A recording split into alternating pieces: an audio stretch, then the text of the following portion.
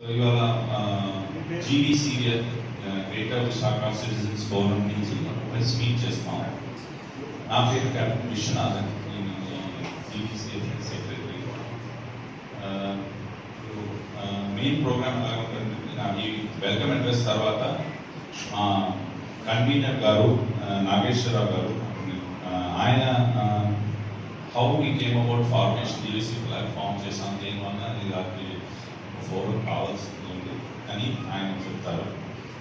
తర్వాత మా ప్రెసిడెంట్ గారు లెఫ్టినెంట్ కర్నల్ ఏకే సుబ్బారావు గారు ఆయన you will explain about the objectives of the organisation, దీనికి విజన్ ఏంటని. తర్వాత మాకు ప్లాన్ ఏంటంటే మన వైస్ ప్రెసిడెంట్ గారు సోహన్ గారు ఈ అండ్ కృష్ణమూర్తి గారు ఆయన కలిసి సిటిజన్స్ మేనిఫెస్టో మేము చేసాం. అంటే ఈ పొలిటీషియన్స్కి గవర్నమెంట్ ఆఫీషియల్స్ అని ఇచ్చాం. అంటే మా what we want from the politicians for Visakhapatnam అనే ఒక మేనిఫెస్టో చేసాం. దాని గురించి వాళ్ళు ఇంగ్లీష్ తెలుగులో రెండులో చెప్తారు. అండ్ కొన్ని మ్యాటర్స్ ఒక 1 yearగా మేము రాసుకుంటున్నాం.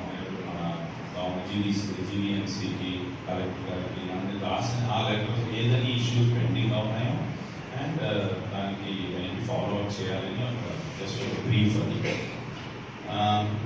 Finally, we are also proposing a proposal journalist award kada ante evaru ekku sustainability environment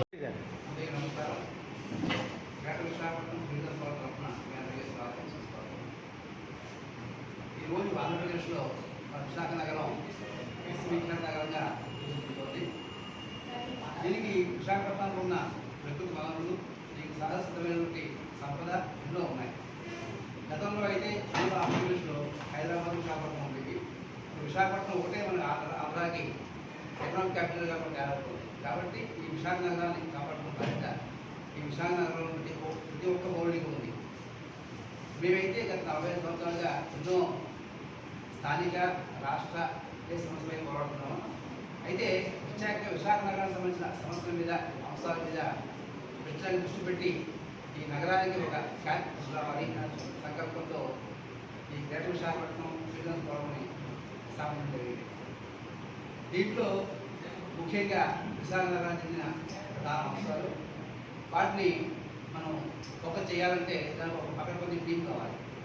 team ఉంటేనే ఏ కార్యక్రమం సక్సెస్ అవుతుంది. కాబట్టి మేము అందరితోనూ సంప్రదింపులు జరిపి దీనికి అధ్యక్షుడిగా ఈసారి గతంలో సేవ చేసి విజయనగరం నుండి ప్రస్తుతం విశాఖ నగరానికి తన సేవల్ని ఇవ్వాలనుకున్నటువంటి కొల్లినేని ఏకే సుబ్బారావు గారిని ప్రెసిడెంట్గా అధ్యక్షుడిగా పెడుతున్నాం. అలాగే విశాఖ నగరంలో పెద్దగా తెలిసిన పేరు ఉంది. పర్యావరణంలో ఆయన స్పెషలిస్ట్. ఎన్నో అంశాల మీద ఆయన గత 30-40 సంవత్సరాలుగా పోరాడుతున్నారు. ఆయన శ్రీ సోహన్ హట్టంగడి వైస్ ప్రెసిడెంట్. అలాగే captain Viswanathan, the young and dynamic, సమాజంలో ఏదో చేయాలి అని తప్పన ఉన్నటువంటి మన విశ్వనాథ్ గారిని, కెప్టెన్ విశ్వనాథ్ గారిని మన సెక్రటరీ గారు, అలాగే ఇంకా కృష్ణమూర్తి గారు, ఆయన కూడా స్వామినాయుడు గారు, ఇలాగా 20 మందితో మేము ఒక స్ట్రాంగ్ టీం ఏర్పడి విశాఖకు సంబంధించిన అంశాల మీద కృషి చేస్తున్నాం.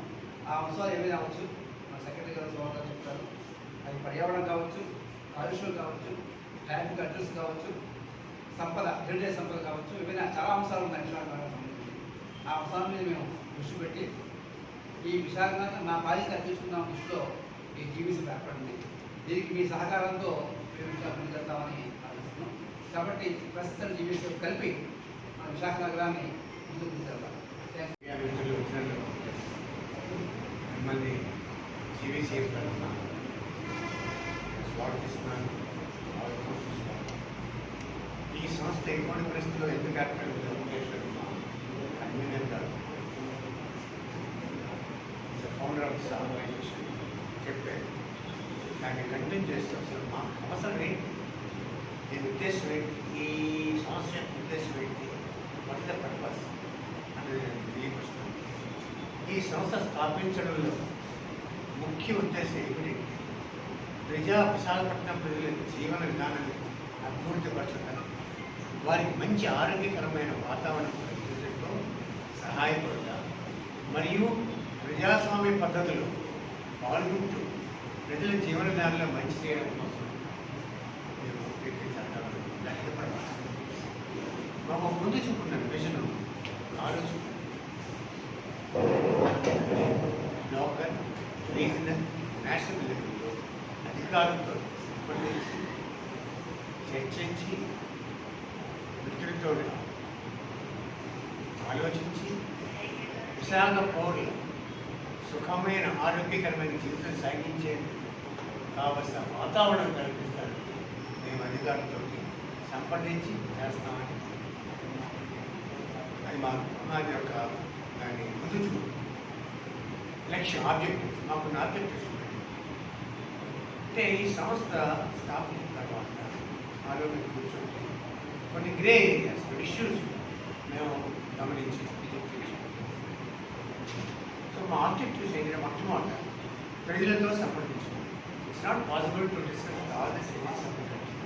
సో మీ సహాయంతో విశ్వాల సహాయంతో ఏ పబ్లికేషన్ ఆ ఉద్దేశాలని పబ్లిష్ అవుతుంది ప్రజలు తెలుస్తుంది వాళ్ళ దగ్గర ప్రజలతో సంప్రదించాలి. నగర సంబంధమైన పౌర సంబంధమైన విషయాలను క్షుణ్ణంగా పరిశీలించి సంబంధిత అధికారులతో ప్రభుత్వ సంస్థలతో అవసరమైతే రాష్ట్ర ప్రభుత్వం యొక్క మంత్రులతో డిపార్ట్మెంట్ హెడ్స్తో సంప్రదించి వాళ్ళ బాధ్యతను వారికి గుర్తు చేస్తూ మా సమస్యలను వారికి తెలియపరుస్తూ ఆ తెలియపరుస్తూ దానికి ప్రాబబుల్ సొల్యూషన్స్ కూడా మేమే ఇస్తూ ప్రాబబుల్ సొల్యూషన్ దాని ఉద్దేశం మాకు ప్రాప్తం. దీనివల్ల మాకేంటంటే మనందరికీ మనకి నమ్మకం వస్తుంది. పిల్లలకి నమ్మకం విశాఖపట్నానికి నమ్మకం అనుకుంటారు అంటే ఎవరికైనా నమ్మకం అంటే మనం జీవనశైలి బాగుంటుంది అనే ఉద్దేశం. నాకు సెక్రటరీ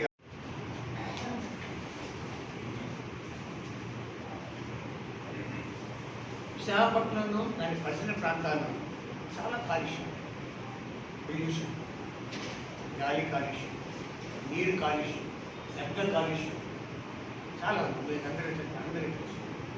దాన్ని కంప్లీట్గా ఆపలేకపోయినా ఎంతమంది నివారించాలి.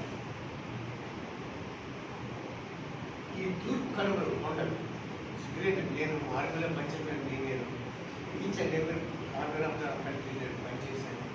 మౌంటైన్ వాటర్ ఉన్నాను, చెన్నై వాటర్ ఉన్నాను, చెన్నై చూశాను, అడవులు చూశాను, కొండలు చూశాను, గుట్టలు చూశాను. సరే అది వేరే విషయం. కానీ విశాఖపట్నంలో ఉంటే ఈస్టర్న్ ఘాట్స్ చాలా అనుభవం. నేను నాగాలాండ్లో పనిచేసినప్పుడు కొండలు చాలా ఒక కొండలు చూస్తుంటే ఎందుకంటే హ్యాపీనెస్ ఫీలింగ్ వస్తున్నారు. సో ఈ చెట్ల సంరక్షణ మరియు పట్టణ ప్రాంత పచ్చదాన్ని మనం పెంపొందించడం. Reduction and use of single use plastics, plastic వాడకం నిషేధించడం లేదా తగ్గించడం. కొండలు, గుట్టలు, నీటి గుట్టలు మరియు చెరువుల ఆక్రమణ ఎంక్రోచ్మెంట్ ఎక్కువైపోతుందని అది వారసత్వం కట్టడాలు, భవనాలు మరియు చారిత్రాత్మక ప్రదేశాలు డిస్ట్రక్షన్ అయిపోతున్నాయి. వాటిని రక్షించడం కోసం జనసంచారం, పబ్లిక్ ట్రాఫిక్, వాటర్ వెహికల్ చాలా విశాఖపట్నం చూస్తే ఈ ఆటో రిక్షాస్ ఉండాలి అని కాదు, కానీ ట్రాఫిక్ ఎక్కువైపోయింది. దాన్ని ఏ విధంగా మనం కంట్రోల్ చేయగలం, కంట్రోల్ చేయగలం దాని గురించి. ఈ అనారోగ్య కారణాల వల్ల విశాఖ ప్రజల ఆరోగ్యం పాడైపోతాయి. సో ఈ ప్రజలకు వచ్చే ఆరోగ్య సమస్యల గురించి ఆలోచించడం ప్రస్తుతం మరియు భావితర వయోవృత్తిలో లాభం చేకూర్చే విధంగా present generation, future generation particular serious లాభం చేకూర్చే విధంగా పట్టణాభివృద్ధి చేస్తున్నప్పుడు, పట్టణాన్ని విస్తరణ చేస్తున్నప్పుడు వారితో కూడా తగిన సంబంధిత అధికారులు సంప్రదించి ఆలోచించి ఇలాంటి విధంగా మేము మాట్లాడుకుంటామండి. వయోవృద్ధులు సీనియర్ సిటిజన్ తగిన సులభమైన సౌకర్యం కలిగించి వాళ్ళు అంటే ఏంటంటే రైల్వే స్టేషన్లో ర్యాంక్స్ సపరేట్ చాలా ఉన్నాయి, చాలా సమస్యలు ఉన్నాయి. అది ఆ సమస్యలు పరిష్కరించడం ప్రయత్నించడం. అలాగే అది better convenience for senior citizens. అలాగే దివ్యాంగులు డిఫరెంట్లీ ఏబుల్ పర్సన్స్ తగిన సౌకర్యాలు కల్పించి వాళ్ళ ఆఫీస్కి వెళ్ళాలన్నా రైల్వే స్టేషన్ వెళ్ళాలన్నా బస్కి వెళ్ళాలన్నా ర్యాంక్స్ అన్ని కల్పించి మెయిన్లీ విశాఖ పౌరుల సుఖజీవనం కోసం సమస్యలు ఎన్నైతే ఉన్నాయో వాటి మీద వర్క్ చేయడం చూడండి మా బాధ్యత. సో నేను వైస్ ప్రెసిడెంట్, జీవీసీఎఫ్ వైస్ ప్రెసిడెంట్. నేను నాకు ఎప్పటి నుంచో ఇలాగ ఒక ఆర్గనైజేషన్ ఉంటే వైజాగ్లో బాగుంటుందని అనుకున్నాం. సడన్గా బై మిరకల్ మన టీవీ నాగేశ్వరరావు గారు వచ్చేసి ఇలాగ ఒక ఆర్గనైజేషన్ పెడతామండి, ఎందుకంటే మనకి సస్టైనబుల్ ఫ్యూచర్ గురించి మనకి ఒక అసోసియేషన్ ఉండాలి. అప్పుడు దాని తర్వాత మనం కొన్ని మందితో మీట్ అయ్యి మీ లైక్ మైండెడ్ పీపుల్ కలెక్ట్ చేసి ఇది ఫామ్ చేసాం లాస్ట్ ఇయర్. రీసెంట్గా మన రిజిస్ట్రేషన్ కూడా అయింది. సో మెయిన్ ఇష్యూస్ ఇక్కడ చాలా ఇష్యూస్ ఉన్నాయి. ఈ పేపర్లో మీకు అందరికీ ప్రెస్ నోట్స్ ఉన్నాయి, మీరు చూస్తారు. కానీ ఇప్పుడు ఇంపార్టెంట్ రెండే ఇష్యూలు నా సైడ్ నుంచి నేను చెప్తాను. ఇలాంటి టైంలో వైజాగ్లోని కొత్త పొలిటీషియన్స్ వచ్చారు, కొత్త పార్టీస్ వచ్చింది, చాలా ఎంతూజియాజం ఉంది, సెంట్రల్ నుంచి సపోర్ట్ ఉన్నాయి. ఇలాంటి టైంలోనే వైజాగ్లో ఏదో పెద్ద చేసేయాలని మనం మూడ్లో ఉన్నాం. ఫ్యాక్టరీస్ పెట్టాలి, టూరిజం పెట్టాలి, అన్ని చోట్లని సీ సైడ్లో మనంతా కన్స్ట్రక్షన్ చేసేయాలి, హైవేస్ తయారు చేయాలి. ఇలాంటివన్నీ చాలా ఇంట్రెస్ట్ ఉన్నాయి. ఈ హబ్, ఆ హబ్, ఈ కారిడార్, ఆ కారిడార్, అన్ని హబ్స్ అండ్ కారిడార్స్ అన్ని ఇంట్రెస్ట్ ఉంది. ఇలాంటి టైంలో మేము పబ్లిక్ సైడ్లో మాకేం కావాలో వినడం లేదు. వీఆర్ జస్ట్ బ్యాక్గ్రౌండ్లో ఉన్నాం. పొలిటీషియన్ ఎప్పుడో వింటే మంచిది, లేకపోతే లేదనుకుంటాం మేము. ఇలాంటి టైంలో we want to tell politicians, administration, మన సిటిజన్స్కి కూడా ఏదైనా హక్కు ఉంది. అండ్ నాట్ ఓన్లీ హక్, మనకి ఒక డిజైర్ ఉంది మన వైజాగ్ ఎలా డెవలప్ చేయాలని. మాకు ఫస్ట్ కావాలి సస్టైనబుల్ డెవలప్మెంట్. అందరూ మర్చిపోకూడదు సస్టైనబుల్ డెవలప్మెంట్. అంటే లైఫ్ కంటిన్యూ అవ్వాలి without spoiling hour city. Development పేరులోనే నష్టం చేయకూడదు సిటీ, మన సిటీకి. సెకండ్ పాయింట్ ఏంటి,